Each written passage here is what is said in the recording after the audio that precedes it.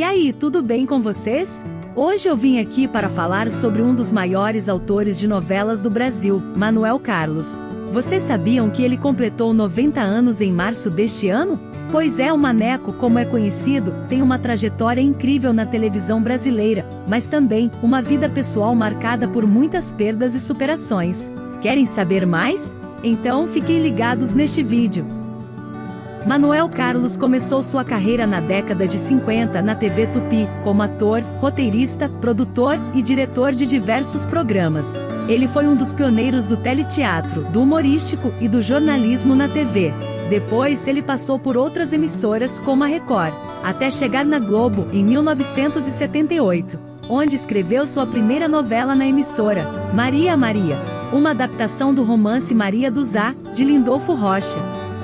Ele também passou por emissoras como Manchete e Band. Desde então, ele se consagrou como um dos principais novelistas do país, criando tramas que retratavam a burguesia e a classe média cariocas, principalmente no bairro do Leblon, onde ele mora até hoje. Quem não se lembra das suas famosas Helenas? Personagens fortes e independentes que protagonizaram várias de suas novelas, como Baila Comigo. Eu fiquei grávida, tive gêmeos. Você não podia assumir porque você era casado. Aí você me pediu um filho. Em troca você me deu dinheiro. E como é que eu podia negar? Felicidade, Por Amor, Laços de Família, Mulheres Apaixonadas. E Em Família. Mas nem tudo foram flores na vida de Manuel Carlos. Ele teve 5 filhos, dentre eles a atriz Júlia Almeida, que atuou em todos os seus trabalhos, de Felicidade a Mulheres Apaixonadas, e também a escritora e roteirista Maria Carolina. Mas perdeu 3 deles de forma trágica. O primeiro foi Ricardo, que morreu aos 33 anos, em 1988, em decorrência de complicações da AIDS, doença que se alastrou pelo mundo na década de 80. 24 anos depois da morte de Ricardo, outro filho de Maneco, Manuel Carlos Júnior, faleceu aos 59 anos, em 2012, após um ataque cardíaco fulminante.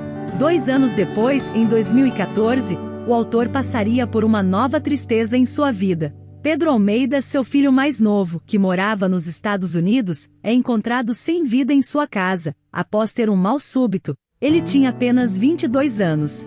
Em uma entrevista ao jornal O Globo, em 2014, Manuel Carlos falou sobre essas perdas, e como elas afetaram sua vida e sua obra.